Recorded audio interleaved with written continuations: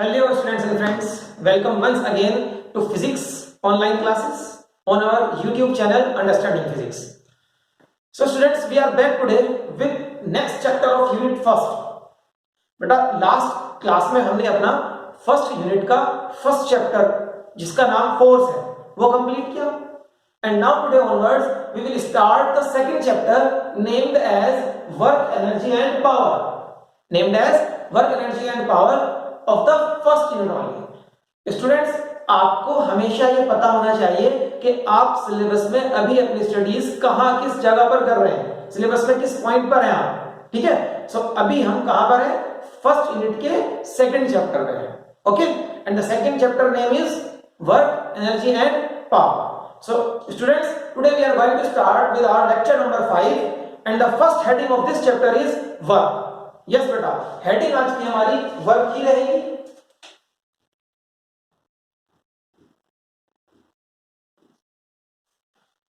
So we are going to start with the definition of work only.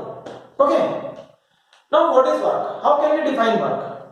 बेटा normally हम daily life के अपने example से अगर देखें तो हम कहते हैं कि if we are studying we are doing work, if we are eating some food we are doing work, okay.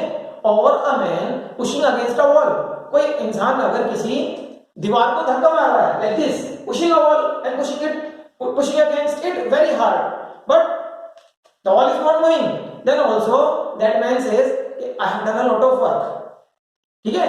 or a small child pushing a large stone, he will also say that I have done some work, ठीक है. or a colleague carrying a load on his head and moving on a horizontal ground, he also says that I am doing work. but according to science work is something else. Science में बेटा work की कहानी कुछ और ही होती है, ठीक है. जो अभी हमने एग्जांपल्स डिस्कस किए हैं नॉर्मली इन सभी एग्जांपल्स में साइंस के अकॉर्डिंग वर्क डन जीरो ही है. Yes, according to science work done is zero in almost all these examples which I have discussed just now, okay.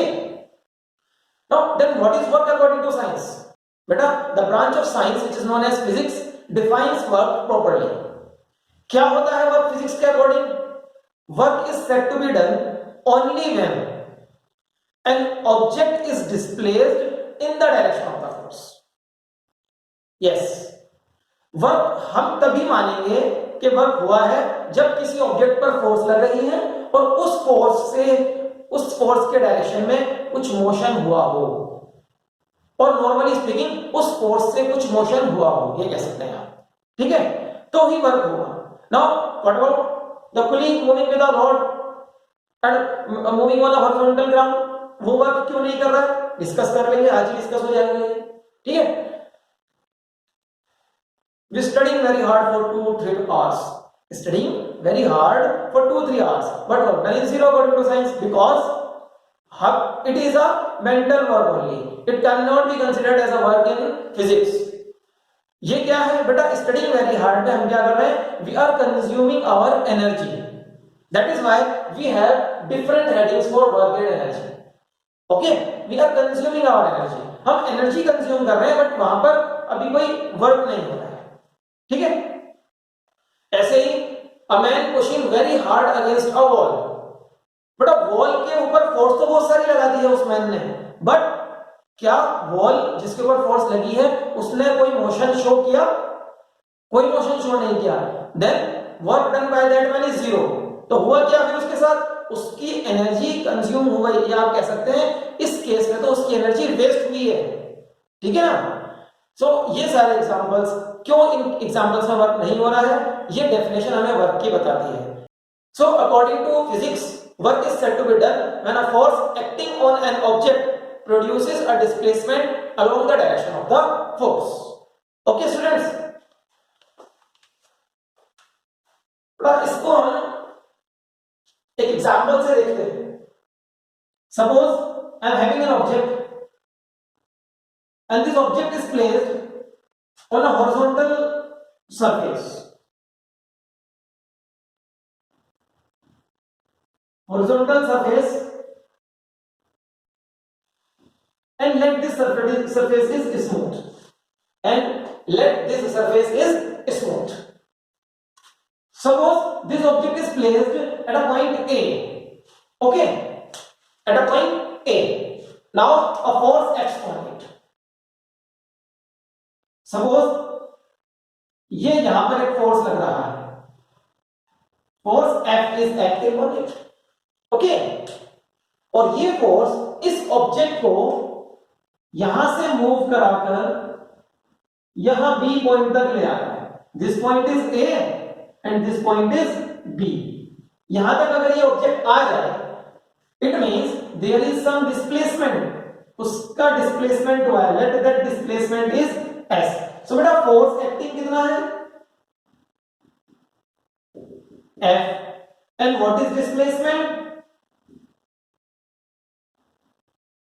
S.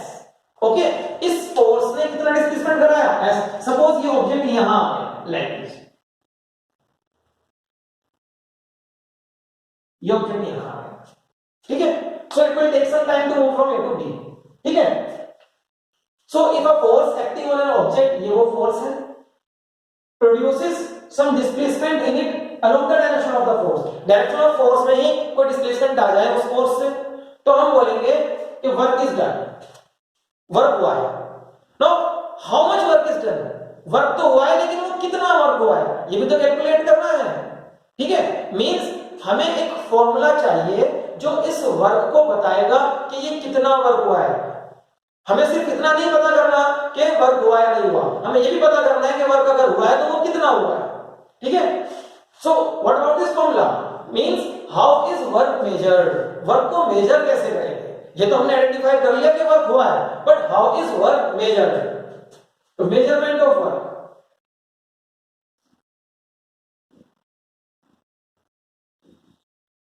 measurement of work. Now work is measured as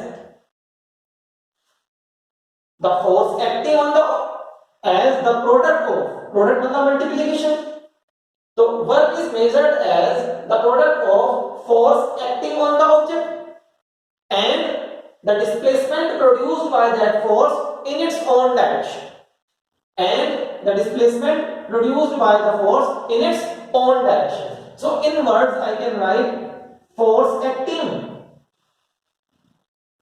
and displacement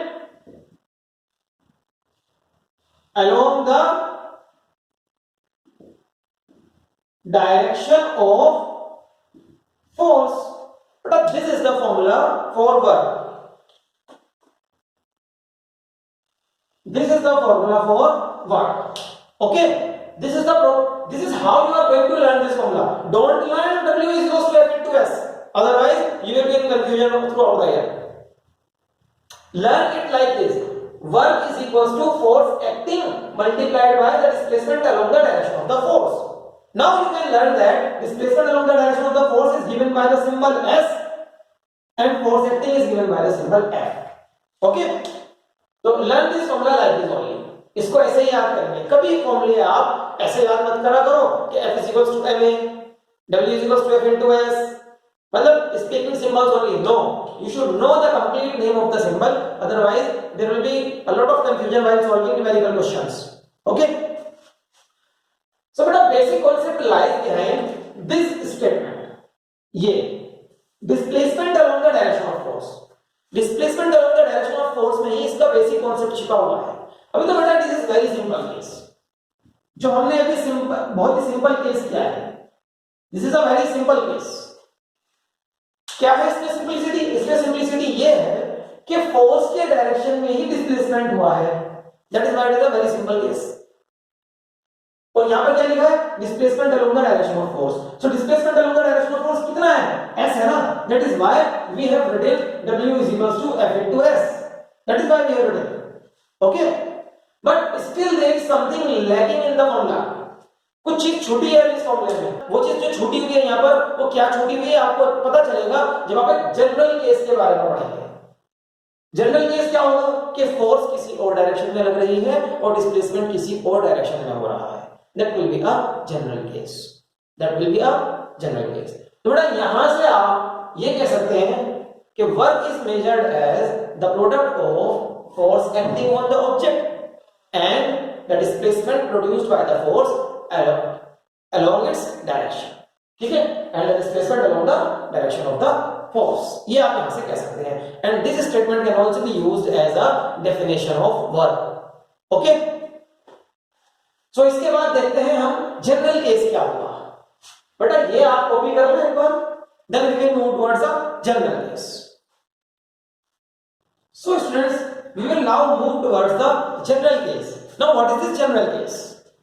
बेटा अभी तक जो हमने किया था वो ये है कि हमारा फोर्स अगर किसी ऑब्जेक्ट पर लग रहा है, suppose this is an object, और मैंने इस स्ट्रिंग की हेल्प से इसके ऊपर हॉरिजॉन्टल डायरेक्शन में फोर्स लगाना है, ठीक है, तो मैंने हॉरिजॉन्टल डायरेक्शन में इसको फोर्स लगाया and it is moving in the same direction जिस डायरेक्शन में मैं फोर्स लगा रहा हूं. Okay, that is why I have written the formula as work done is equals to force into displacement only.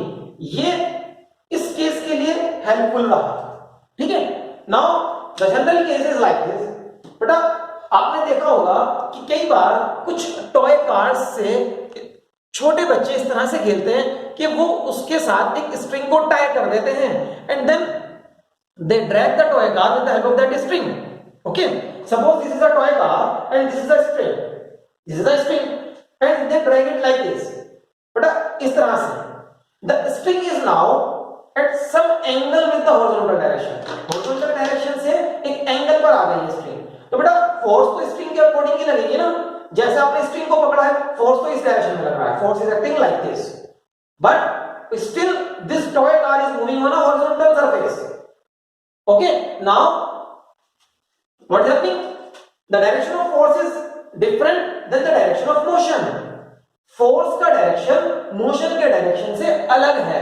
ये जनरल केस है, this is the general case. Okay, so इस case का हम देखेंगे कि वर्क डन कैसे होगा. Okay, तो बेटा इस केस को करने के लिए, इस केस को समझने के लिए मैं आपको इससे पहले एक छोटी सी चीज समझाना चाहूंगा, उसको आप समझ लें अलग से. ठीक, इसको आप अलग से कॉपी कर सकते हैं एक डिफरेंट पेज पर ही. कंपोनेंट्स की हेडिंग से आप कर सकते हैं. कंपोनेंट्स का मतलब होता है पार्ट्स. ओके, दो पार्ट्स होंगे, दो पार्ट्स, और ये दोनों पार्ट्स कैसे होते हैं, at 90 degree to each other. ये दोनों पार्ट्स एक दूसरे से 90 डिग्री पर होते हैं. हम किसी एक चीज के दो पार्ट करेंगे और वो दोनों पार्ट एक दूसरे से 90 डिग्री पर होते हैं. जैसे कि एक एक्स एक्सिस की तरफ होगा और दूसरा वाई एक्सिस की तरफ होगा. समझ गए? एक्स एक्सिस और वाई एक्सिस 90 डिग्री पर होती है ना बच्चों, ठीक है ना. ग्राफ तो आप बनाते हैं, तो बेटा मैं पहले ग्राफ ही बना देता हूं. ये एक्स एक्सिस है, ये वाई एक्सिस है, ठीक है. और सपोज यहां पर एक फोर्स लग रहा है लाइक दिस, ऐसे एक डायरेक्शन में फोर्स लग रहा है. एक्स एक्सिस मतलब हॉरिजॉन्टल, ये हॉरिजॉन्टल डायरेक्शन है, ये वर्टिकल है. वर्टिकल मतलब टुवर्ड्स द स्काई, है ना. Vertically upward towards the sky और vertically downward towards the centre of the earth. ठीक है, सो ये वर्टिकल डायरेक्शन है. वाई एक्सिस मतलब वर्टिकल डायरेक्शन. ओके, सो मेरा जो फोर्स लगा हुआ है वो मान लो एंगल थीटा पर है हॉरिजॉन्टल से. क्या माना मैंने, एंगल थीटा पर है हॉरिजॉन्टल से. ना अब मेरा एक एक स्टेप आप ध्यान से सुनेंगे, ठीक है. आप चाहे तो वीडियो पॉज कर करके उन स्टेप्स को कॉपी कर सकते हैं बाद में, लेकिन पहले एक बार सुन लें. ठीक, पहले एक बार सुन लें. सो बच्चों मैं क्या करने वाला हूं, मैं इस फोर्स से यहां से जो इसका लास्ट पॉइंट है ना, यहां जहां पर एरो का लास्ट पॉइंट है, head of the arrow, this is known as head of the arrow. यहां से मैं एक परपेंडिकुलर ड्रॉप करूंगा एक्स एक्सिस पर और एक परपेंडिकुलर ड्रॉप करूंगा वाई एक्सिस पर. क्या कर रहे हैं हम लोग, हम फोर्स के एरो के हेड से एक परपेंडिकुलर ड्रॉप करेंगे एक्स एक्सिस पर, दिस इज परपेंडिकुलर 90 डिग्री है ना, और एक परपेंडिकुलर ड्रॉप करने वाले हैं वाई एक्सिस पर, ये भी 90 डिग्री है. ओके बेटा, मेरे को मिल गए दो पार्ट्स. किसके दो पार्ट्स, इस फोर्स के दो पार्ट्स. कहां है सर, ये बना देते हैं दोनों पार्ट्स. बेटा एक पार्ट तो ये है,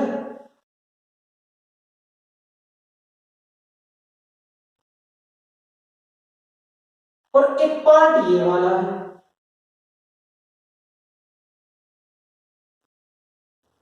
ये ब्लू एरोज है ना, दो पार्ट्स है।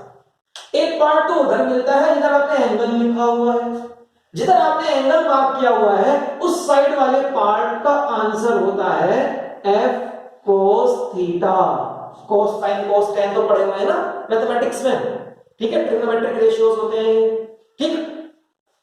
और जो एंगल की तरफ है तो कोस हुआ, जो दूसरा बचा मतलब इससे 90 डिग्री पर, उसका आंसर होता है एफ साइन थीटा। मतलब जिसके आपको पार्ट करने हैं अगर वो एफ है तो एंगल की साइड जाएगा एफ कोस थीटा वाला पार्ट, और एंगल से दूसरे साइड जो बचता है 90 डिग्री पर वो बन जाएगा एफ साइन थीटा वाला पार्ट। बेटा अगर ये एंगल इधर होता ना तो ये हो जाएगा एफ कोस थीटा, ठीक है। जिधर एंगल आएगा उधर एफ कोस, जिधर एंगल आएगा उधर कोस, ठीक। तो बेटा इनको बोलते हैं कंपोनेंट्स।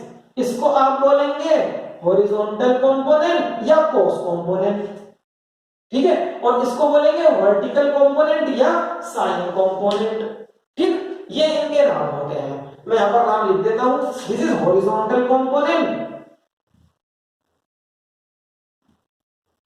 कंपोनेंट बोला था ना मैंने, कंपोनेंट, ठीक है। And this is vertical component.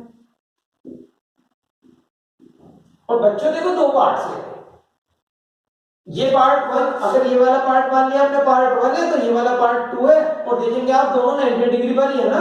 देखो ये इधर है एक्स एक्सिस पर, ये वाई एक्सिस पर है, तो दोनों के बीच में एंगल 90 डिग्री होगा ना, दोनों के बीच में एंगल 90 डिग्री है, ठीक है।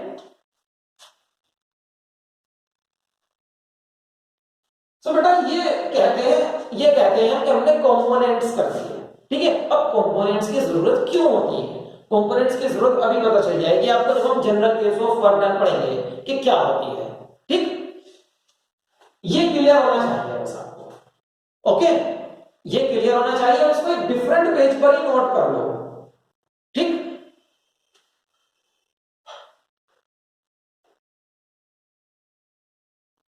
मैं आपको एक बार जल्दी से एक्सप्लेन कर देता हूं बेटा। मान लो हमारे पास एक फोर्स है एफ, वो लग रहा है एंगल थीटा पर हॉरिजॉन्टल डायरेक्शन से। मैंने हॉरिजॉन्टल डायरेक्शन को एक्स एक्सिस माना हुआ है, वर्टिकल डायरेक्शन को वाई एक्सिस माना हुआ है। जिधर एंगल होता है ना थीटा, आप इधर भी परपेंडिकुलर डालेंगे, इधर भी परपेंडिकुलर से क्या मिला आपको, एक लेंथ मिल जाएगी, पर्टिकुलर लेंथ, ठीक है। तो जिधर एंगल थीटा है उधर की तरफ आप लिखेंगे कॉस और दूसरी तरफ लिख देंगे साइन, ठीक। अगर ये f नहीं होता, मान लो ये f की जगह r लिखा होता, तो आप इसको कहते r cos थीटा, उसको कहते r sin थीटा। हाँ, जो भी इसका नाम है वो नाम यहां आ जाएंगे, ओके। जो सिंबल यहां लिखा है वही सिंबल यहां आ जाएंगे, ठीक। ये कंपोनेंट्स होते हैं, these are known as components. और अगर आपको इसका कंप्लीट नाम याद करना हो तो इसका कंप्लीट नेम होता है रेक्टेंगुलर कंपोनेंट्स। क्यों है ऐसा नाम, देखो ये रेक्टेंगल बन गया ना, रेक्टेंगुलर कंपोनेंट्स, ओके। अब कुछ बच्चे सोच रहे होंगे सर ने डायरेक्ट बता दिया ये कोस होता है या साइन होता है, कोई प्रूफ नहीं, कुछ समझ में तो आया नहीं अभी तक भी, इसलिए हमको क्या बस रटना है। बेटा रटना तो नहीं है, ठीक है, लेकिन हाँ अगर आपको इतना याद रह जाता है तो वेल एंड गुड। और जो बच्चे ज्यादा जिज्ञासु हैं मैं उन्हें बता देता हूं कि कैसे आया, बड़ा इजी है समझना इसको। आप अगर ध्यान दें बस एक ट्रायंगल पे तो सब कुछ आ जाएगा अभी यहीं पर, बस एक ट्रायंगल पे ध्यान देना मेरे साथ साथ, ठीक है। देखो बेटा मैं ट्रायंगल मार्क करने वाला हूं, तो ए बी, बस इस पे ध्यान दो। और साइन और कॉस ये तो आता होगा सबसे, साइन और कॉस। साइन का फॉर्मूला बता दो मेरे को तो बस, क्या होता था, परपेंडिकुलर अपॉन हाइपोटेन्यूज, यही होता था ना। अब परपेंडिकुलर निकाल दो बस यहां से कि परपेंडिकुलर क्या होगा, तो परपेंडिकुलर क्या होगा, एक तरीके से परपेंडिकुलर होगा हाइपोटेन्यूज को इधर ले आएंगे और साइन से मल्टीप्लाई कर देंगे तो परपेंडिकुलर आ जाएगा। बस अब इस ट्रायंगल में आ जाओ वापस, बट इस ट्रायंगल में ये तो बेस है, ये परपेंडिकुलर है और ये हाइपोटेन्यूज है। अगर आप ध्यान से देखो तो हाइपोटेन्यूज क्या है, मैं वापस f लिख रहा हूं बेटा, f लिख रहा हूं वापस, है ना। परपेंडिकुलर ये सॉरी हाइपोटेन्यूज क्या है, हाइपोटेन्यूज ये f ही तो है, this f is the hypotenuse, है ना, यही है। तो मैं हाइपोटेन्यूज की जगह क्या लिख सकता हूं, f। साइन थीटा की जगह तो साइन थीटा लिख ही दिया, इसी को परपेंडिकुलर कौन है, यही है ना परपेंडिकुलर, देखो जरा परपेंडिकुलर कौन है, ये रहा परपेंडिकुलर, ये रहा, तो ये आ गया ना परपेंडिकुलर। क्या बोला इसको, वर्टिकल कंपोनेंट बोला, तो क्या आया वर्टिकल कंपोनेंट, वर्टिकल कंपोनेंट आ गया f sin थीटा। ऐसे ही साइन से तो निकाल दिया हमने इसको, अब cos से क्या निकालोगे, cos से ही निकाल सकते हो, कैसे, देखो ये तो बहुत जल्दी हो जाएगा। cos theta is equal to क्या होता था, base upon hypotenuse, base upon hypotenuse, तो बेस क्या हो जाएगा, यहां से हाइपोटेन्यूज को इधर लाकर मल्टीप्लाई कर दोगे cos थीटा से, यही करोगे ना। अब बेटा देखिए ध्यान से इस ट्रायंगल को, वापस इस ट्रायंगल को देखो, बेस क्या है, ये इसका नाम क्या है, हॉरिजॉन्टल कंपोनेंट, तो बेस तो हो गया मेरा horizontal component is equal to hypotenuse कौन था, f cos थीटा, हो गए प्रूफ। प्रूफ याद करने की जरूरत नहीं है, आपको समझने का दिन था इसलिए मैंने करा दी, ठीक, आपको सिर्फ रिजल्ट याद करने हैं जो मैंने अभी दिए थे आपको, ठीक। We note there is no need to remember these proofs, there is no need to remember these proofs। जो आपको याद रखना है वो बहुत सिंपल है, जिधर एंगल थीटा उधर cos कंपोनेंट और दूसरी साइड 90 डिग्री पर sin कंपोनेंट, ये आपको याद रखना है सर, ठीक है। नाउ बेटा I am going to run this, अब मैं इसको रन कर रहा हूं और अब हम अपने मेन टॉपिक पर आ जाएंगे।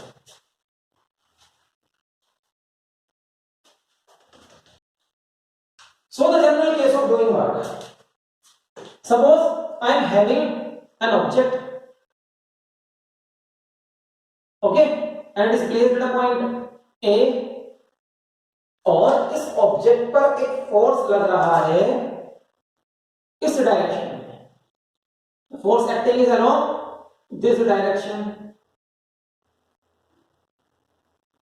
ये फोर्स बेटा F है, ये फोर्स मेरा F है, F, और this is the horizontal direction, और इस डायरेक्शन से ये एंगल थीटा पर है, तो वर्टिकल डायरेक्शन भी मार्क कर लेते हैं, दिस इज वर्टिकल डायरेक्शन। अभी वैसे जरूरत नहीं है लेकिन आपको पता होना चाहिए कि वर्टिकल भी मार्क कर सकते हैं, okay. Now the block is kept over a horizontal surface, ये हॉरिजॉन्टल सरफेस है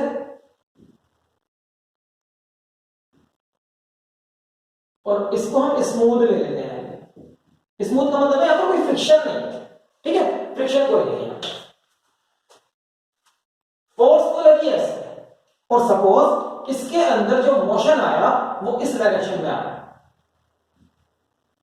ये मोशन का डायरेक्शन, तो अगर मोशन इस डायरेक्शन में आ रहा है तो इट मींस इसके ऊपर जब डिस्प्लेसमेंट आएगा वो ऐसे आएगा, और सपोज ये डिस्प्लेस होकर यहां तक आ गया B point, this is point B and this was point A, यहां तक आ गया ये ऑब्जेक्ट, थोड़ी देर में यहां तक पहुंच रहा है, okay. So there is some displacement, displacement ये रहा एस।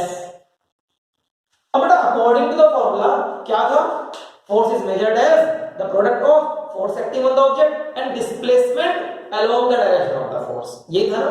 अब देखो बेटा अगर हम इस फॉर्मूले को फॉलो करें, फॉर्मूला है force acting and displacement along the direction of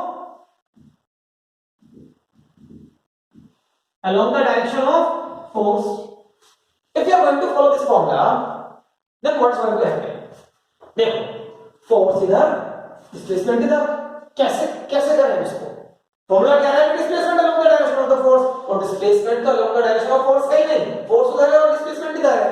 now we are going to take component of the force, अब हम फोर्स के कंपोनेंट लेने वाले हैं, यहां काम आएंगे दो कंपोनेंट्स, ठीक है। दैट इज व्हाई मैंने आपको कंपोनेंट्स पहले ही समझा दिए, ठीक। अब आप इजीली यहां पर कंपोनेंट्स को देख सकते हैं, कैसे लेंगे बेटा, जिधर थीटा होता है उधर कौन सा कंपोनेंट आता है, अभी बताया मैंने आपको, परपेंडिकुलर डाला, इधर इधर भी डालेंगे परपेंडिकुलर, बट अभी we need not this perpendicular, ठीक है, अभी हमें इस परपेंडिकुलर की जरूरत नहीं है। तो बेटा इधर हमने एक परपेंडिकुलर डाला और ये आपको यहां से यहां तक एक पर्टिकुलर लेंथ मिली। ये पर्टिकुलर लेंथ क्या है? ये पर्टिकुलर लेंथ इस फोर्स का वो पार्ट है जो मोशन चला रहा है। This is the part of the force which is actually involved in which is actually involved in performing the work। जो वर्क करा रहा है वो ये वाला पार्ट है फोर्स का, because this part of the force is along the direction of motion, क्योंकि यही पार्ट फोर्स का डायरेक्शन के मोशन में लगा हुआ है। ठीक है, और ये पार्ट कौन सा है? इधर थीटा होता है, और कौन सा पार्ट होता है बेटा? एफ cos थीटा होता है ना उधर। ठीक है, अगर आपको इधर वाला पार्ट लिखना है that will be of sin theta, but अब ये उसकी जरूरत नहीं है, जिसकी जरूरत नहीं है उसे डायग्राम में हम लिखेंगे नहीं। ठीक, सो अब force acting along the direction of the motion. ठीक है, तो फोर्स एक्टिंग, कौन सी फोर्स एक्टिंग है डायरेक्शन ऑफ मोशन में? F cos theta, not F cos theta acting है ना? F cos थीटा एक्टिंग है। सो displacement along the direction of the force तो है S, वो तो हो गया मेरा S। और कौन सी फोर्स से हुआ वो डिस्प्लेसमेंट? F से कि F cos थीटा से? F cos थीटा से हुआ बच्चों, F cos थीटा से हुआ। ठीक है, now we can write this formula as F S cos theta. So students, जो मैंने आपको बोला था अभी थोड़ी देर पहले कि इस फॉर्मूले में कोई चीज मिसिंग है, there is something lacking in this formula, बोला था ना, that is the cos component. वो cos है जो इस फॉर्मूला में मिसिंग था। ठीक है, now this is the complete formula for calculating work in any case. कोई भी केस हो, ये फॉर्मूला आपको वर्क कैलकुलेट करके देगा, कोई भी केस हो। ये तो एक स्पेशल केस था। कौन सा केस? जब फोर्स मोशन की डायरेक्शन में लग रहा था, उसके लिए ये फॉर्मूला था, उसको हम रब कर देते हैं, अब उसकी जरूरत नहीं है। ठीक है, वो फॉर्मूला इसी में इंक्लूडेड है। कैसे इंक्लूडेड है अभी समझ में आ जाएगा थोड़ी देर में, कैसे इंक्लूडेड है। सो बेटा this is the complete and the general formula for calculating work done with the help of a force. Okay, ये मैं कॉपी करता हूं। So students, after doing this हमें देखना है अभी वर्क के बारे में और कुछ चीजों को भी। ठीक है, क्या चीजें देखनी है बेटा? हमें देखना है कि वर्क स्केलर है या वेक्टर है, एंड सेकेंडली वर्क क्या पॉजिटिव और नेगेटिव भी हो सकता है, ये भी हमें चेक करना है। ठीक, सो मैं आपको बता दूं work is a scalar quantity, this you have to learn. Okay, इसके पीछे रीजन है। What is the reason? बेटा आपको याद होगा स्केलर क्वांटिटीज वो होती हैं जिनको डायरेक्शन की जरूरत नहीं होती है, इनको बताने के लिए डायरेक्शन की जरूरत नहीं होती। सो वर्क के लिए डायरेक्शन की कोई जरूरत नहीं है, that is why work is considered as a scalar quantity. Okay, जिनको डायरेक्शन की जरूरत होती है या जो डायरेक्शन की हेल्प से कंप्लीटली बताई जाती है वो वेक्टर्स हैं, बट वर्क के लिए कोई डायरेक्शन असाइन नहीं किया जाता। So work is a scalar quantity. Work is scalar quantity and it can be positive, it can be negative and it may be zero. Zero भी हो सकता है, पॉजिटिव भी हो सकता है, नेगेटिव भी हो सकता है। So we have to find out the different types of work, positive, negative and zero, वो किस किस केस में कैसे कैसे होंगे। ठीक है, तो करते हैं अपनी नेक्स्ट हेडिंग के साथ इसको स्टार्ट। नेक्स्ट हेडिंग बेटा यही लिख लेते हैं, positive, zero and negative work. So इसमें हमारा फर्स्ट केस होगा पॉजिटिव वर्क, पॉजिटिव वर्क। और मैं आपको बता दूं ये हेडिंग डिपेंड करती है वर्क के फॉर्मूले में जो कॉस आता है उसके ऊपर। कॉस थीटा आता है ना, कॉस थीटा पे ही डिपेंड करती है। मैं साथ में वर्क का फॉर्मूला लिख देता हूं यहां पर, एफ एस कॉस थीटा। बेटा वर्क दो चीजों पे नहीं, तीन चीजों पे डिपेंड कर रहा है। इसका मतलब ये होगा फोर्स के ऊपर, डिस्प्लेसमेंट के ऊपर, और फोर्स और डिस्प्लेसमेंट। डिस्प्लेसमेंट मतलब डायरेक्शन ऑफ मोशन, अभी मैंने बताया डायग्राम में डायरेक्शन ऑफ मोशन। तो फोर्स और डायरेक्शन ऑफ मोशन के बीच में क्या एंगल है, उस एंगल पर भी डिपेंड करता है। तो work depends upon three factors, याद रखना इस चीज को। ओके, सो अब हम कॉस के बारे में समझना शुरू करते हैं। बेटा कॉस की values you should all know. ठीक, कॉस की वैल्यूज को आप याद कर लें। कॉस की वैल्यूज अगर 90 डिग्री तक जाएगा एंगल 0 to 90, तो कॉस की वैल्यूज होती है पॉजिटिव। सो हम एंगल्स लेंगे अभी 0 से लेकर 0 इंक्लूड करना है, theta greater than equal to, ऐसे पढ़ना है इसको, 0 degree but less than 90 degree. 90 included नहीं है, 90 से कम। ओके बेटा, कॉस की वैल्यूज आपको याद होनी चाहिए। कुछ स्टैंडर्ड एंगल से 0 डिग्री, बोलो 30 डिग्री, 45 डिग्री, 60 डिग्री, 90 डिग्री, ये थीटा की वैल्यूज है। इन थीटा की वैल्यूज के लिए cos थीटा के आंसर्स याद है आपको? बेटा यू शुड नो, लर्न कर लीजिए आज से। cos 0 1 होता है, cos 30 बताएगा कोई? √3/2 होता है, cos 45 1/√2 होता है, cos 60 1/2 होता है और cos 90 होता है 0 बच्चों। तो देखो बेटा ये सारी वैल्यूज पॉजिटिव है ना। 90 से अगर आगे जाएंगे, 90 से आगे जाएंगे, सपोज 120 पे जाएंगे, ठीक, सपोज 135 पर जाएंगे, ओके, और उसके आगे जाएंगे अगर हम 150 पर जाएंगे या 180 पर जाएंगे, ये वैल्यूज भी याद करा देंगे धीरे धीरे आपको, आज इतने याद कर लो। ये वैल्यूज नेगेटिव होती है, ये मैं आपको बता देता हूं। और cos 180 होता है -1, cos 180 का वैल्यू याद कर लो, cos 180 होता है -1, ठीक। तो ये cos का टेबल याद करो बच्चों, इंपॉर्टेंट है, देखो इतना तो करना है आपको, ठीक। ट्रिग्नोमेट्री में मैथ्स में भी करना पड़ेगा, यहां पर भी कर लो। थोड़ा cos की वैल्यू, अब देखो थीटा 0 से 90 तक जब जाएगा तो cos की वैल्यूज कैसी हैं? सारी पॉजिटिव है ना, 0 तो पॉजिटिव नेगेटिव कुछ नहीं होता, ठीक है, सारी वैल्यूज पॉजिटिव है। If this is positive, from formula W is equals to F into S into cos theta. अब अगर ये पॉजिटिव है तो वर्क भी पॉजिटिव होगा ना बेटा, फोर्स और डिस्प्लेसमेंट तो पॉजिटिव ही रहना है, ठीक है। Now if cos theta is positive for theta, in theta के लिए जो हमने हेडिंग में लिखे हैं cos थीटा पॉजिटिव होता है।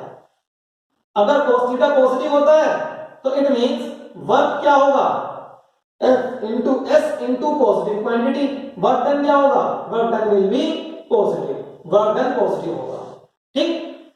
कैसे बताएंगे डायग्रामेटिकली? बेटा थीटा 0 से 90 तक होना चाहिए बस। सपोज ये ऑब्जेक्ट है, ये मोशन का डायरेक्शन है, इस पर फोर्स लगाएंगे तो मोशन ऐसे होगा और फोर्स ऐसे लगानी है, दिस इज थीटा। तो बेटा ये फोर्स या तो यहां 0 पर हो, 0 या 0 से आगे चले 10 डिग्री, 20 डिग्री, 30, 40, 45, 50, 60, 70, 80, 89 तक जा सकता है, 90 नहीं करेंगे। 89, 89.99 तक चले जाओ, 90 नहीं होने देना है बस, है ना। तो ये पूरी रेंज है जहां फोर्स लगा सकते हैं। मींस कैसे लगा सकते हैं? देखो बेटा, suppose I will come on this side of this block, अभी फोर्स लगी है 0 डिग्री पर, ठीक है ना। Now I am increasing that, motion तो इधर ही हो रहा है, मोशन इज हियर, ठीक है, मोशन तो हॉरिजॉन्टल डायरेक्शन में है ना। अभी तो 0 डिग्री पर फोर्स लगी है, now 10 degree, 20 degree, 30 degree, 45 degree, motion इधर ही हो रहा है, ठीक है। 70, 80, 90 एक्सेप्ट नहीं करना है मेरे को, 90 से थोड़ा कम ही रखेंगे, तब भी मोशन इधर ही हो रहा है, हॉरिजॉन्टल डायरेक्शन में ही। सो ये पूरा रेंज जो अवेलेबल है हमारे पास, इस रेंज में अगर आप फोर्स लगाते रहोगे तो वर्क डन पॉजिटिव आता रहेगा, 90 से कम रखना है बस। समझ गए इसके बात को? वर्क डन पॉजिटिव रहेगा। और वर्क डन पॉजिटिव कैसे रहेगा? देखो कॉस की वैल्यूज पर आप ध्यान दें, जितना आप एंगल बढ़ाते जा रहे हो कॉस की वैल्यू कम होती जा रही है बेटा, कॉस की वैल्यू इज डिक्रीजिंग। ये 1 है, ये राउंड अबाउट 0.8 आता है, कभी सोल्व करके देखना इसको आप, ठीक है। और ये वैल्यू राउंड अबाउट 0.7 आती है, कम हुआ, 1/2 तो 0.5 होता है और वो 0 हो गया। तो कॉस का आंसर कम होता जा रहा है, कॉस का आंसर कम होता जा रहा है, तो इसका मतलब क्या होगा? तो वर्क का आंसर कम होता, जैसे जैसे कॉस की वैल्यू कम होती जाएगी वर्क का आंसर कम होता चला जाएगा, ठीक है। तो आप जैसे जैसे एंगल बढ़ाओगे वर्क कम होता जाएगा। तो सबसे बड़ा वर्क कब होगा? सबसे ज्यादा मैक्सिमम वर्क कब होगा? यहां होगा, कॉस की मैक्सिमम वैल्यू यहां पर है, this is the maximum value of cos. जहां कॉस की वैल्यू मैक्सिमम होगी वहीं पर वर्क भी मैक्सिमम होगा। So maximum work is done only when force is applied along the direction of the force. So maximum work के लिए theta को 0 डिग्री होना पड़ेगा और ये वर्क हो जाता है maximum, F into S into theta हो गया 0 डिग्री, cos 0 क्या होता है? 1, तो मैक्सिमम वर्क हो गया मेरा F इंटू S। ये वही फॉर्मूला है जो सिंपल केस का आज क्लास को स्टार्ट करते टाइम हमने पढ़ा था, याद आ गया ना?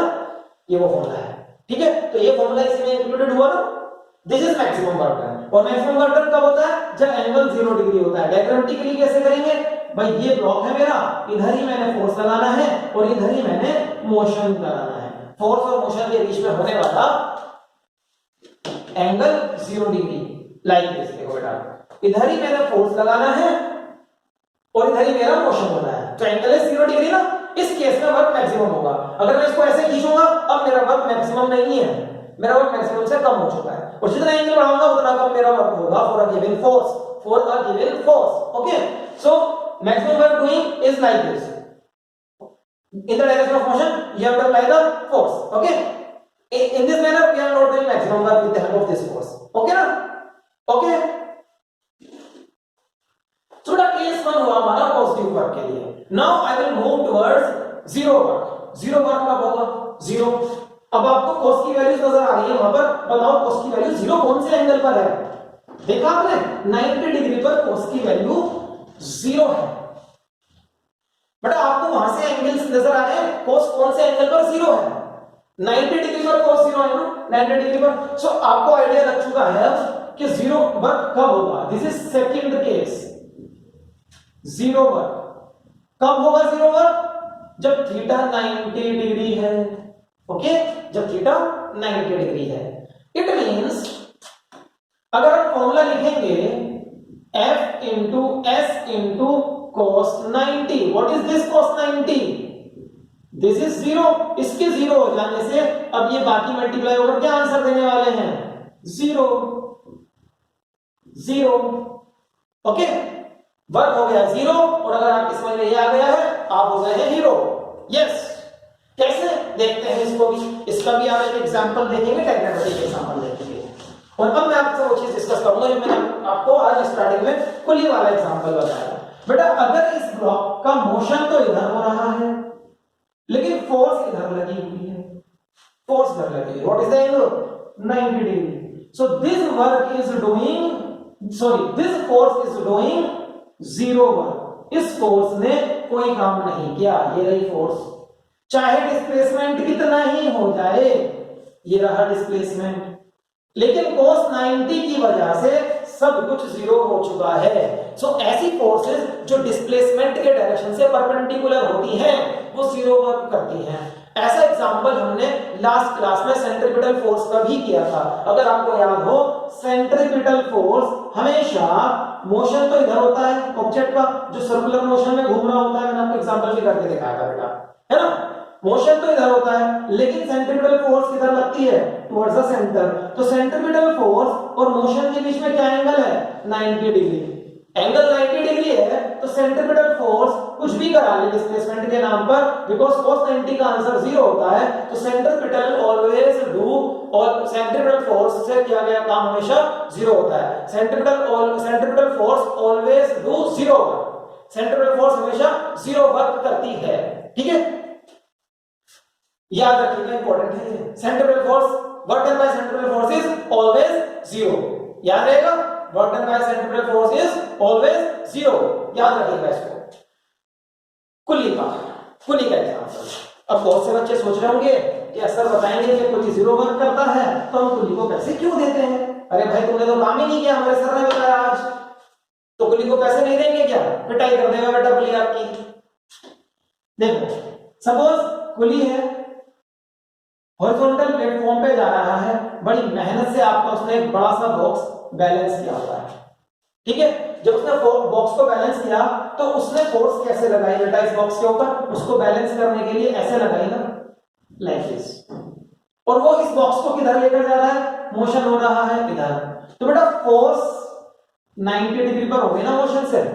सो साइंस के अकॉर्डिंग तो वर्क डन बाय कुली 0 ही है। ये रही कैलकुलेशन। ठीक, तो फिर वो पैसे किस बात के मांगता है? बेटा वो पैसे मांगता है अपनी एनर्जी खर्च करने के। बेटा वो इस बॉक्स को जब लेकर जा रहा है ना, उसकी एनर्जी खर्च हुई है, वो अपनी एनर्जी खर्च करने के पैसे मांगता है। उसे इस काम को करने में बड़ी मेहनत लगती है। ठीक, तो ही charge for his energy consumption. Energy consume करने के पैसे लगते हैं। आप अपने घरों में इलेक्ट्रिकल एनर्जी कंज्यूम करते हो, उसका बिल आ जाता है 1 महीने का, नहीं देंगे तो सप्लाई कट हो जाती है। यही है ना? अगर आप इलेक्ट्रिकल एनर्जी कंज्यूम करने के पैसे देते हो, तो कुली को भी तो उसकी एनर्जी कंज्यूम करने के पैसे दोगे। ठीक, सो वो एनर्जी कंजप्शन के लिए पेमेंट मिलती है उसको। ठीक है, but work done by the coolie is 0, ये याद रखिएगा। ओके, सो बेटा ये वर्क डन 0 का एग्जांपल हुआ। Now we will move towards third case. कुछ कॉपी करना है तो करेंगे। So students, now we will look towards the third case. Third case क्या है? Negative work. और बेटा अब आप फिर से अगर उस कॉस के टेबल को देखोगे तो आपको समझ में आ रहा होगा कॉस की वैल्यूज नेगेटिव कहां से होती हैं। 90 से बड़े एंगल 180 तक जाएंगे तो नेगेटिव वैल्यूज आंसर आते हैं। तो मेरे को एंगल क्या लिखना चाहिए? एंगल है 90 से बड़ा। 90 का इंक्लूड नहीं करेंगे, 90 कहां था? सेकंड केस का था 90 फर्स्ट केस में भी इंक्लूड नहीं हुआ, 90 यहां पर भी इंक्लूड नहीं होगा। 90 से बड़ा मतलब 90.1 से स्टार्ट कर दो और कहां तक जाना है? 180 तक जाना है और 180 को इंक्लूड करना है, less than and equal to 180। बेटा इन एंगल्स के लिए for angles greater than 90 and less than equal to 180 we have cos की वैल्यू नेगेटिव। और अगर cos की वैल्यू नेगेटिव है तो इस फॉर्मूले में जब cos की जगह आप कोई नेगेटिव वैल्यू लिखोगे वो negative into S into F पूरे का आंसर क्या कर देगा? नेगेटिव कर देगा। नेगेटिव कर देगा तो वर्क का आंसर क्या आएगा? नेगेटिव आएगा वर्क का आंसर। नेगेटिव आएगा वर्क का आंसर। ठीक है? So work is negative if the direction between force and motion is greater than 90 degree but less than 180 degree। ठीक है? and 180 degree इसमें इंक्लूडेड होगा। अब इसका एग्जांपल कैसे होता है सर? इसका एग्जांपल के लिए बेटा मैं आपको बताऊंगा। सपोज एक टॉय कार है, suppose I am having a toy car. Okay, ये एक टॉय कार है और बेटा ये आगे जा रही है, लेकिन एक बच्चा इसको फोर्स लगाकर पीछे खींचना चाहता है, ऐसे फोर्स लगाकर। So what is the angle between force and direction of motion? This angle is surely greater than 90 and less than 180, है ना? 180 से तो कम है, 180 कब होगा? यहां हो जाएगा पूरा 180। ठीक, बेटा वो इस फोर्स को लगाकर इसे रोकना चाहता है। ठीक, अब जब वो इसे रोकना चाहता है तो इस फोर्स से जो किया गया वर्क होगा वो नेगेटिव होगा। The work done by this force, कौन सी force? The force which is used to retard मतलब stop motion, which is used to retard motion. जो मोशन को रोकना चाहती है फोर्स, उन फोर्सेस से होने वाला वर्क नेगेटिव होता है। Okay, this is again an important result. You should write this result in your notebooks. The forces which try to retard motion means जो मोशन के डायरेक्शन से उल्टा लगती हैं, उन फोर्सेस से होने वाला वर्क डन हमेशा नेगेटिव आएगा। और सबसे ज्यादा रिटार्डेशन कौन से एंगल पर होगा? अब आप इतने अकलमंद हैं कि बता सकते हैं 180 डिग्री पर होगा सर, सबसे ज्यादा रिटार्डेशन, क्योंकि नेगेटिव वैल्यू सबसे बड़ी -1 ही है यहां पर। ओके, नेगेटिव वैल्यू सबसे बड़ी -1 है। सो मैक्सिमम रिटार्डिंग वर्क, सबसे ज्यादा रिटार्डिंग वर्क कब होगा? Theta is equal to 180 degree पर होगा, क्योंकि इस केस के लिए cos थीटा मतलब cos 180 होता है -1। तो जब आप फॉर्मूला लिखेंगे f into s into cos 180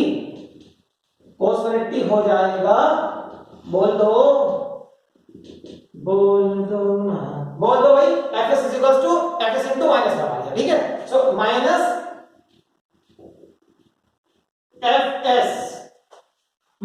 fs देखो, माइनस इंटू fs, समझ आ रहा है ना? You should understand this. बेटा क्लास को आप एक बार नहीं 2 बार भी देख सकते हैं। This is the benefit of having video classes in your mobile. आप इस क्लास को 2 बार क्या 3 बार भी देख सकते हैं अगर आपको समझ में नहीं आ रहा है। ठीक है, and then you can consult me as and when you need. Okay बेटा, अगर कोई प्रॉब्लम आपको लेक्चर्स में होती है, मेरे को आप कमेंट करें, I will be replying you as soon as possible, या मेरे व्हाट्सएप नंबर पर आप मैसेज कर सकते हैं, I will reply as soon as possible. Okay, so students, ये हमारा नेगेटिव वर्क डन का केस हो गया। इस ब्लॉक के साथ नेगेटिव वर्क डन कैसे हो सकता है? बेटा ब्लॉक तो चाहता है किसी फोर्स की वजह से आगे जाना, ब्लॉक तो जा रहा है आगे और मैं उसको खींच रहा हूं पीछे, तब ये ऐसा हो सकता है। ठीक है, और उसका आपको मैंने बहुत अच्छा एग्जांपल कार के साथ दिखाया कि कार आगे जा रही है और आपने रस्सियां बांधनी है और रस्सी से उस कार को पीछे खींचना चाह रहे हो, तो you are doing negative work. मतलब जब भी आप मोशन से अगेंस्ट काम करेंगे, you are doing negative work. Friction कैसा फोर्स है बेटा? फ्रिक्शन वो हमेशा मोशन को रोकता है, that is why we say friction negative work करता है, ठीक। सेंट्रीफ्यूगल फोर्स जीरो वर्क करता है, फ्रिक्शन नेगेटिव वर्क करता है, ओके। सो ये कुछ एग्जांपल्स आपको याद रखने हैं, ये छोटे छोटे क्वेश्चंस बन जाते हैं जिनमें इनका आंसर्स आपको पता होना चाहिए, ओके। सो बेटा that's all for the class today and hope कि आपको सब कुछ अच्छे से समझ में आ रहा है। और बेटा अगर आपको ये क्लासेस बेनिफिशियल लग रही हैं तो मेरे को कमेंट में बताइए, और अगर कोई कमी है तो वो भी मेरे को आप कमेंट में बताइए। I will try to improve, मैं इम्प्रूव करूंगा आपके लिए उस चीज को, ठीक। और अगर कोई चीज आपको लग रहा है कि अभी तक सर ने इंक्लूड नहीं की, बताएं मेरे को जरूर, मैं उसको इंक्लूड करूंगा, ठीक है। I will try my best, okay. So बेटा that's all for today and hope to see you in the next lecture. Till then, bye bye.